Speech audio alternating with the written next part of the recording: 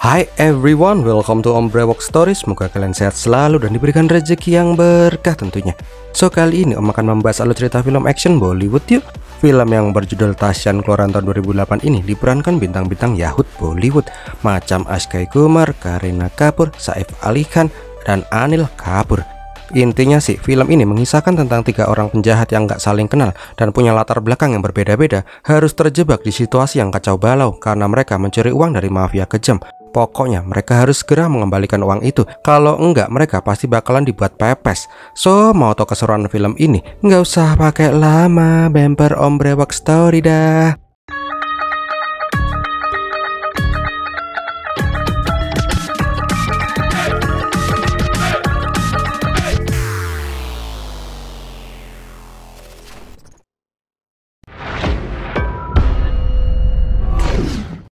Awal kisah kita diperlihatkan mobil Mercy merah yang jalannya sempoyongan di tengah gurun pasir. Karena tuh mobil diisinya ciu bukan bensin, tuh mobil malah pengen jadi Superman dan nyusruk ke sebuah danau. Di dalam ternyata ada mas-mas yang bernama Jimmy Cliff. Bukannya melarikan diri, dia malah curcol tentang kehidupannya yang kacau balau sambil ditodong pistol. Kita pun dibawa flashback 6 bulan sebelumnya. Diceritakan bila Jimmy merupakan seorang call center di sebuah perusahaan IT. Gak cuma sebagai call center, dia juga bekerja sebagai guru les bahasa Inggris di kampus-kampus gitu. Niatnya sih bukan untuk mencerdaskan anak bangsa, melainkan dia pengen ngegenjot mahasiswi-mahasiswi cantik yang dia ajarin. Ya, bisa dibilang si Jimmy ini playboy cap kuda laut gitulah.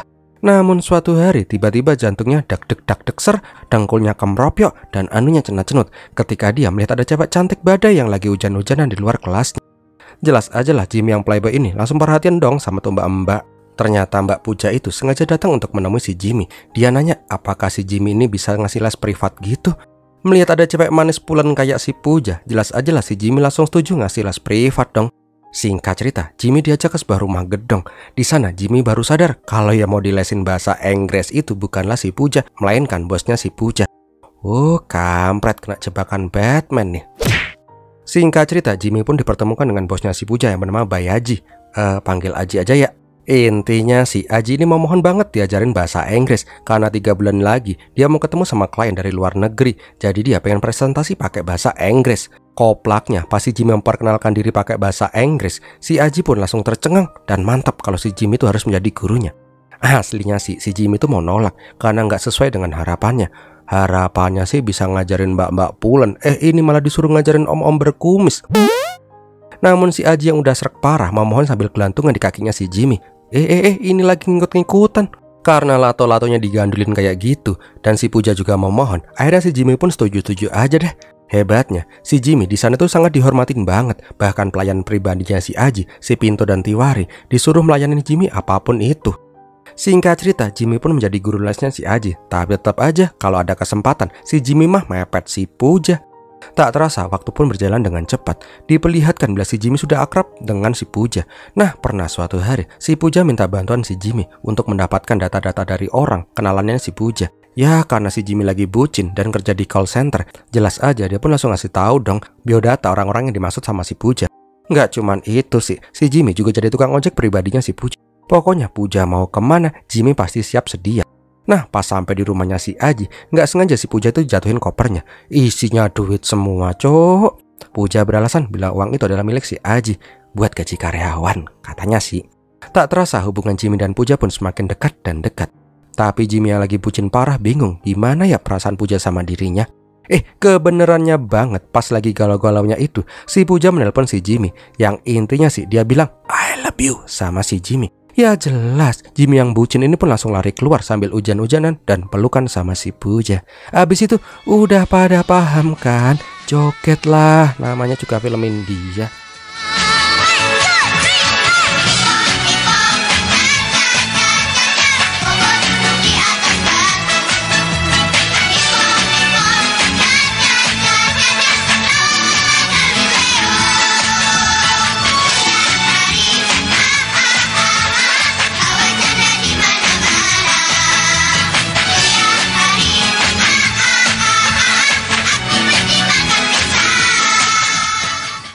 Nah, suatu hari pas si Jimmy lagi di rumahnya si Aji, dia melihat si Puja yang lagi dimaki-maki sama si Aji. Intinya sih pas Puja melakukan kesalahan, dia pun langsung diungkit-ungkit masa lalunya. Aji juga bilang kalau dialah yang mengangkat derajat Puja dari kemiskinan. Puja nggak tahu terima kasih lah, Puja nggak berguna lah, dan lain-lain. Melihat Puja yang mewek, si Jimmy pun mencoba menenangkan si Puja. Jimmy juga menyuruh si Puja resign aja, dan dia akan menanggung kehidupannya si Puja agar mereka bisa hidup bersama. Ya, kumpul babi gitulah. Namun si Puja bilang dia nggak bisa lepas dari si Aji karena mendiang ayahnya punya hutang yang sangat banyak sama si Aji. Karena hal itulah si Puja harus bekerja banting tulang buat melunasi hutangnya itu. Bahkan sampai sekarang Puja belum sempat menaburkan abu kremasi ayahnya di Sungai Gangga. Apalagi kemarin Aji bilang Puja nggak perlu melunasi hutangnya lagi, tapi Puja harus menikah dengan si Aji. Mendengar cintanya mau dinikahin sama bandot tua, si Jimmy pun langsung memegang tangannya si Puja dan memeluknya. Alah, India banget. Singkat cerita, Jimmy pengen membayarkan hutangnya si Puja.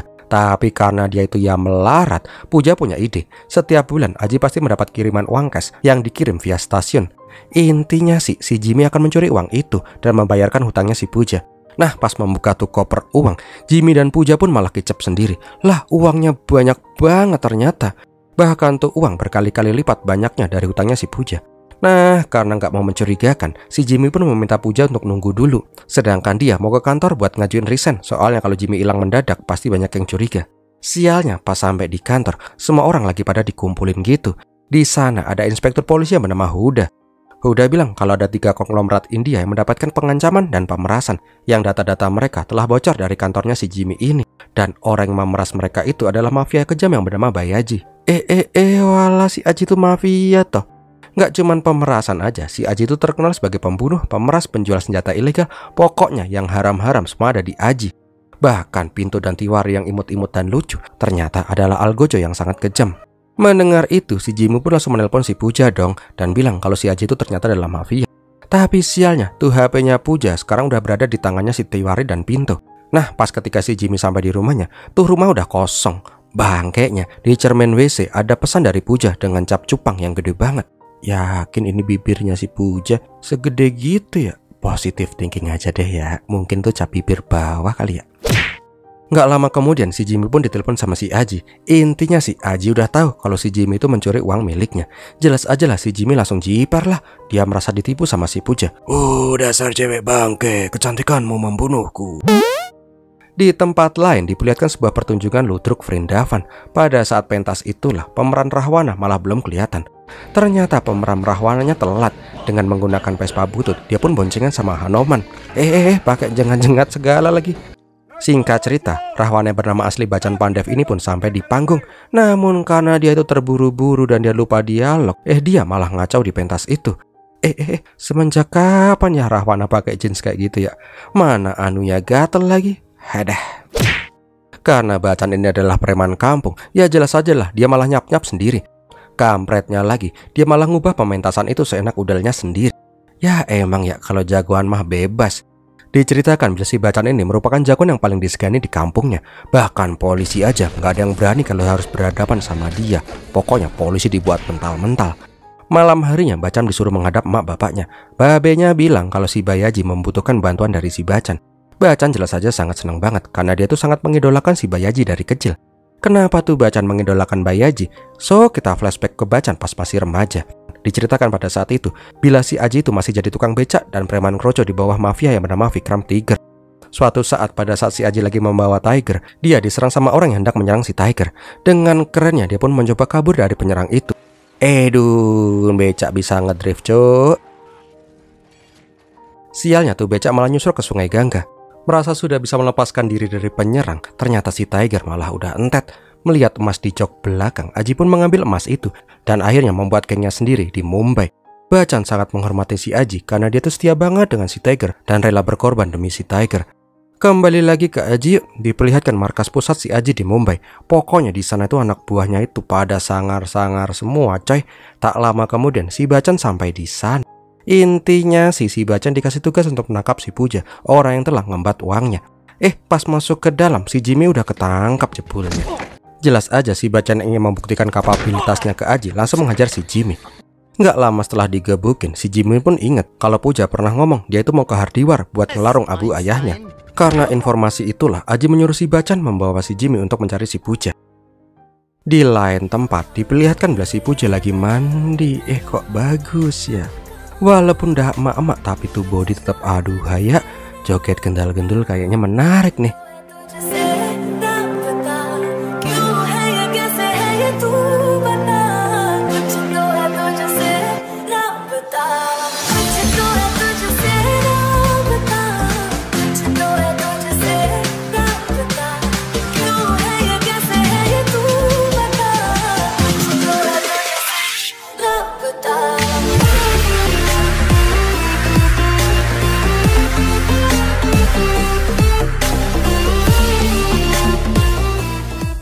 Setelah puas lihat joget-joget, kita pun diperlihatkan Jimmy dan Bachchan yang naik mobil merah. Intinya sih, mereka harus segera menemukan si Puja, kalau nggak si Jimmy akan dikulitin hidup-hidup. Tak lama kemudian, kita sampai di Hardiwar di pesisir Sungai Gangga. Di sana, si Puja terlihat melarung abu kremasi ayahnya. Bentar, kalau mau ngelarung abu jenazah babinya tadi kok joget-joget seksi dulu ya? Sudahlah. Setelah melarung abu jenazah, si Puja pun menyadari kalau si Jimmy ada di sana. Nggak cuman itu sih, ternyata mukanya udah ngejogrok di koran gede banget sebagai DPO yang sedang dicari. Nggak lama kemudian diperlihatkan bahwa si Jimmy dan Bachchan melanjutkan perjalanannya karena di Hardiwar mereka nggak bisa menemukan si Puja. Bangkainya, di mobil itu mereka malah rebutan nyetel radio sehingga mereka pun malah ribut sendiri dan tuh mobil malah oleng sana sini. So itulah kenapa tuh mobil bisa jadi Superman dan nyusap ke danau di awal film. Singkat cerita, yang embuh keberapa, si Jimmy dan Bachchan pun berhasil menyelamatkan diri. Bentar nih, tadi kan kelihatannya dalam banget ya tuh danau. Sekarang kok kelihatan cetek gitu. Kok si Puja ujuk-ujuk ikutan nongol di sana ya? Oh, film opo to iki? Tak lama kemudian dengan baju yang tank terawang karena basah, si Puja pun berlagak kayak nggak punya dosa gitu. Ya si Jimmy udah nggak mau percaya lagi sama si Puja lah. Gara-gara Puja lah hidupnya jadi ambyar. Lagian kok bisa-bisanya si Puja keluar tiba-tiba di tengah-tengah mereka. Puja bilang kalau dia tuh melihat poster di koran gede banget. Karena nggak mau ketahuan, dia pun ngumpet di bagasi mobil orang. Jebule itu malah mobil Jimmy sama Bachchan. Nah pas melihat si Bachchan yang keker, sekarang Puja pengen dekatin si Bachchan. Soalnya si Jimmy udah nggak nepsong lagi sama dia.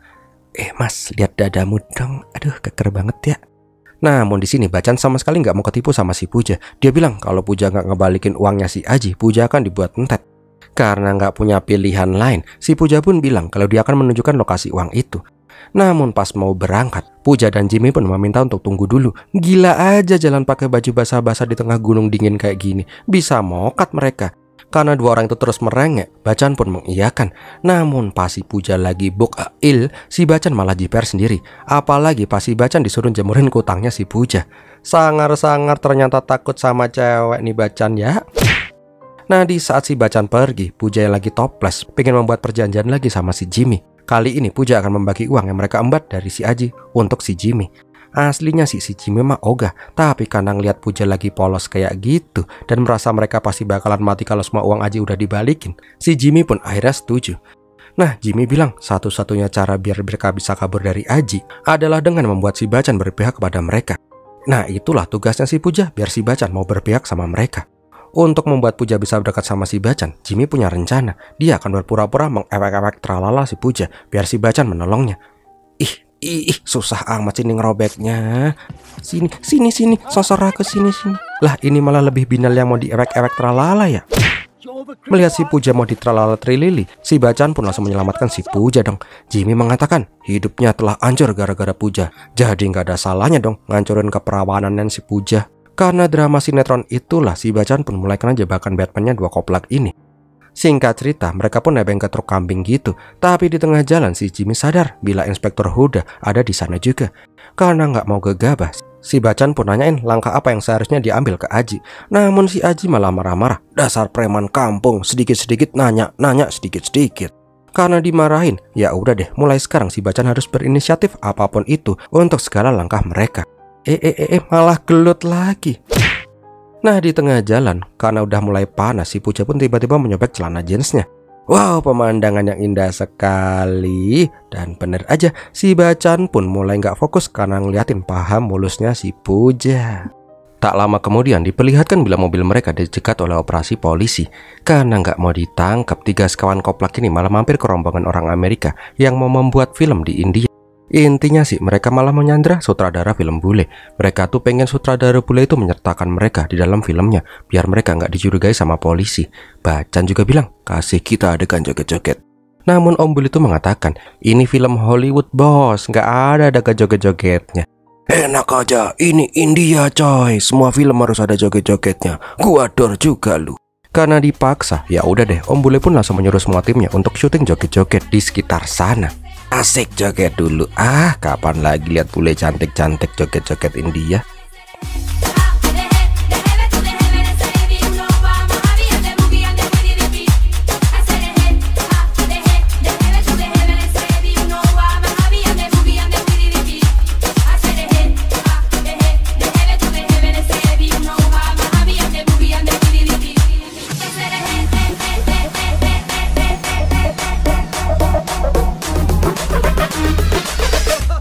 Karena joget-joget itulah udah nggak jadi curiga sama 3 serangkai dan mereka pun bisa lolos dengan mudah. Malah ngelendot aja. Nanti kalau ada yang berdiri kan bisa berapi. Namun Puja mah bodo amat. Emang dia sengaja jadi centil kok biar si Bacan terkintil-itil sama dirinya. Nggak cuman itu, si Puja juga ngajak si Bacan kawin lari aja. Yuk latihan lari-lari dulu yuk, kawinan nanti. Nah di tempat yang sepi si Puja pengen latihan kawin juga. Tadi larinya kan udah. Namun si Bacan mendengar ada orang nyanyi jelek banget. Dan bangkainya di gurun pasir terpencil itu si Bayaji udah sampai di sana aja. Singkat cerita, si Aji membawa 3 serangkai ke sebuah benteng kuno tempat Puja menyembunyikan uangnya. Tapi Puja yang cerdas nggak menaruh semua uangnya di satu tempat. Dia bilang dia menyebar di 7 tempat yang berbeda. Aji jelas saja nggak terima. Dia ingin uangnya segera dikembaliin karena sebentar lagi dia akan mengadakan transaksi dengan mafia di luar negeri. Di luar, si Aji memberitahu si Bacan kalau si Bacan berhasil menjalankan misi ini dengan sukses, Bacan akan dijadikan tentara elit di mafianya si Aji. Jelas aja si Bacan langsung girang banget lah, dari preman kampung jadi mafia elit coy. Namun belum juga kering tuh ludah, tempat mereka udah dikepung sama Densus 69 dan Huda.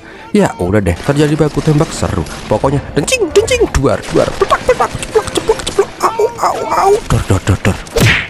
Kerennya lagi, walaupun ditembakin sekampung, para peran utama kita ini nggak ada yang kena peluru satupun. Asik, keren banget dah. Belum lagi si Bacan dengan epicnya malah parkur di tengah dencingan peluru. Inilah jagoan India yang sesungguhnya, walaupun nggak ngotak, tapi tetap aja dianggap keren. Curang banget ya, pas dia yang nembak polisinya pada keok. Di tempat lain si Jimmy ditodong sama si Huda. Kok dilepasin? Ternyata sebelumnya si Jimmy itu udah kerja sama si Huda. Huda yang tahu informasi 3 konglomerat itu bocor dari komputernya si Jimmy, memaksa si Jimmy jadi agen ganda. Ya buat nangkap si Aji gitulah. Oh gitu ya. Udahlah, gelut lagi.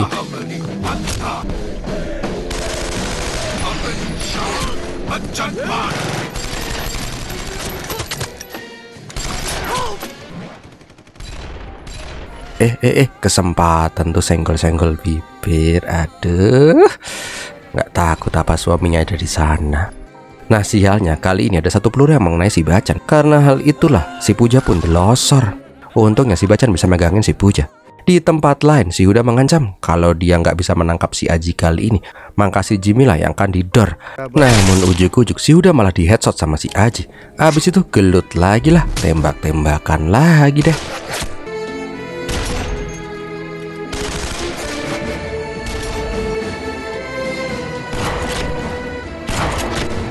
Singkat cerita, mereka berempat pun berhasil membantai semua polisi dan tim Densus yang bersenjatakan lengkap. Keren badai.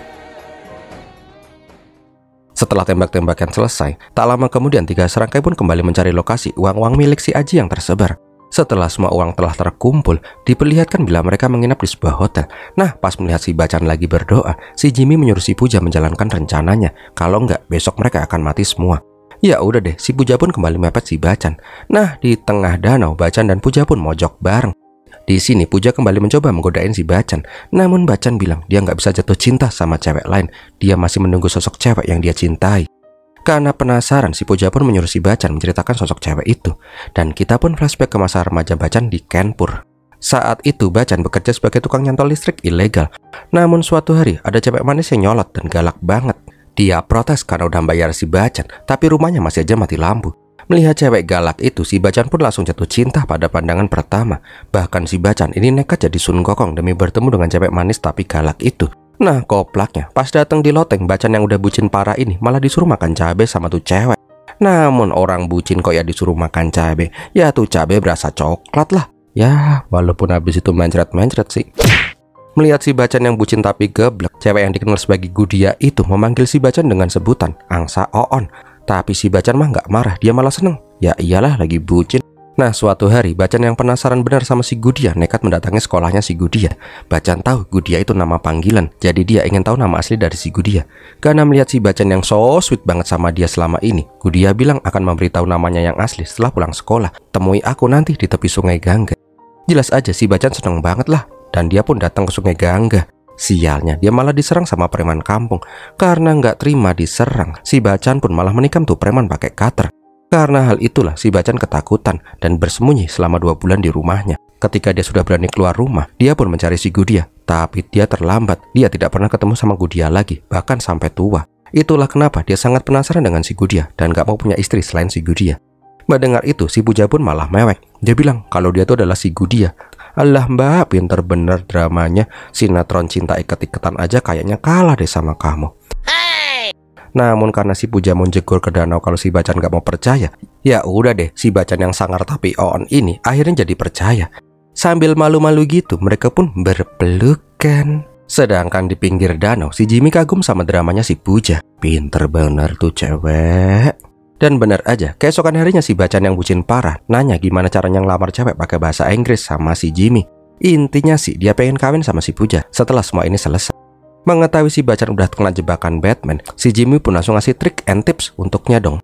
Habis itu joget lah. Ini film isinya joget-joget semua atau gimana ya?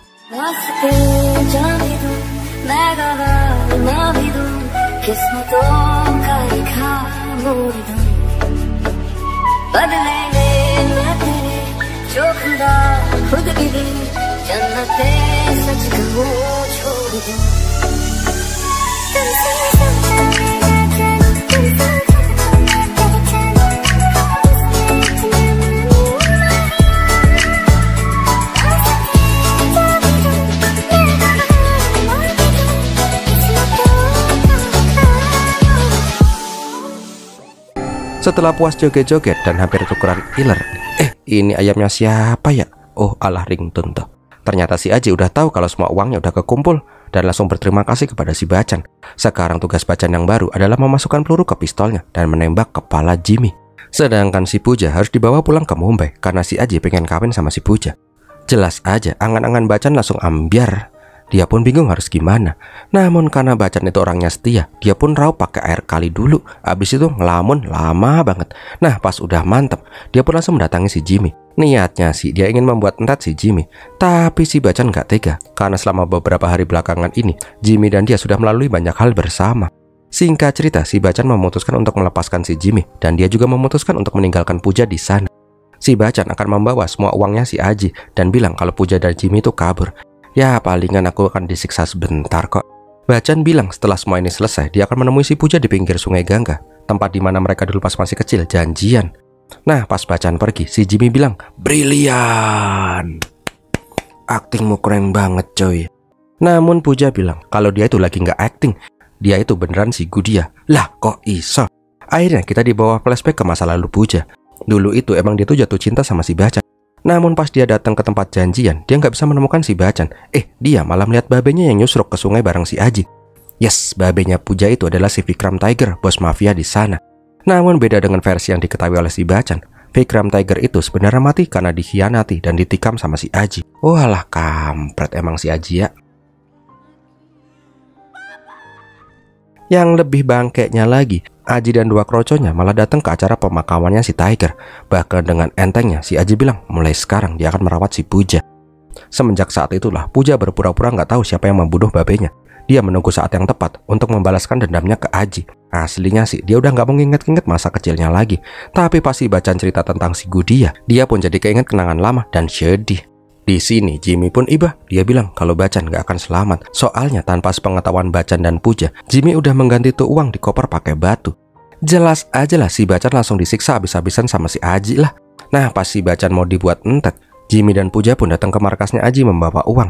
Puja meminta si Aji membebaskan mereka bertiga setelah uang itu dikasih. Bangkainya, Jimmy malah berkhianat. Dia bilang dia nggak peduli sama nasib Puja dan Bacan. Intinya sih, dia udah selesai. Dia cuma pengen hidup dan kembali seperti dulu. Jelas aja lah Puja ngamuk-ngamuk lah dihianatin kayak gitu. Melihat perselisihan Puja dan Jimmy, si Aji pun jadi ikutan panas. Dia pun bilang kalau dia lah yang membunuh si Tiger. Jelas aja lah si Bacan langsung sadar lah. Ternyata si Aji itu emang bangke. Nah, pas melihat si Bacan yang mencak-mencak, Jimmy pun ikutan emosi. Dia pun gaplokin si Bacan sampai babak belur. Pakai ngelawan segala lagi. Karena jengkel, si Jimmy pun minta pistol. Dia pengen membunuh si Bacan dengan tangannya sendiri. Kerennya, setelah dikasih pistol, Jimmy malah menodongkannya ke Aji. Oh alah, tadi itu cuma sandiwara toh, kirain beneran jadi bangke si Jimmy ini. Singkat cerita, si Aji pun disandra sama 3 serangkai. Namun di bawah todongan pistol, si Aji malah berhasil kabur. Ya udah deh, tuh mobil open cup langsung diberondong peluru. Tapi bukan film India kalau nggak ngotak mah. Diberondong satu kelurahan, nggak ada tuh yang kena sama sekali. Bahkan pas ngumpet di gudang dan tuh gudang diledakin, mereka masih bisa keluar dengan sehat bugar coy. Males nembakin dengan epic lagi. Dah lihat sendiri aja deh. Pokoknya terjadi adegan yang epic dan menegangkan.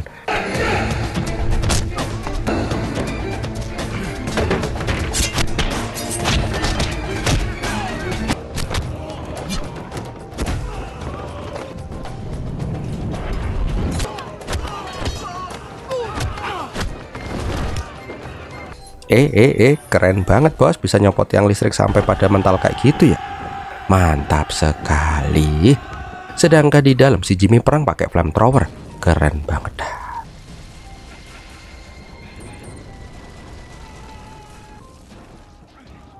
Nah di luar, emak-emak semok India nggak mau kalah dong. Dia pun juga ikutan gelut lah.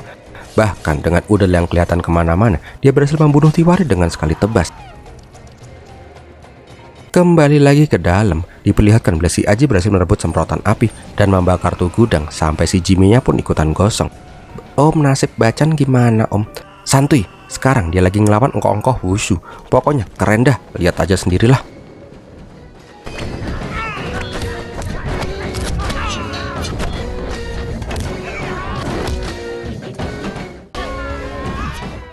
Kembali lagi ke Aji dan Puja. Karena bosan pakai semburan api, sekarang si Aji pakai semburan air. Intinya sih dia mandiin si Puja sampai ngap-ngapan. Jelas aja lah si Bacan pengen menyelamatkan pujaan hatinya. Namun dia nggak bisa berkutik karena ditodong sama pistol. Tenang Ferguson, tiba-tiba si Jimmy keluar pakai jet ski dong. Asyuh, ini film apaan ya? Adalah bodo amat, asal tabrak yang penting keren. Nah karena udah mau kalah, si Aji pun menggunakan kendaraan terhebatnya. Apalagi kalau bukan becak. Dengan ledakan di mana-mana, Aji pun mengayuh becak andalannya dan menghadapi 2 jagoan. Maksud om 3 jagoan. Singkat cerita, si Puja pun berhasil menunjukkan pedangnya tepat di dadanya si Aji. Sogor jahat sih. Dan akhirnya Aji pun mokat. Dan di akhir film, 3 jagoan kita jalan sambil membawa uang dan ledakan di mana-mana dengan slow motion. Dan filmnya pun berakhir.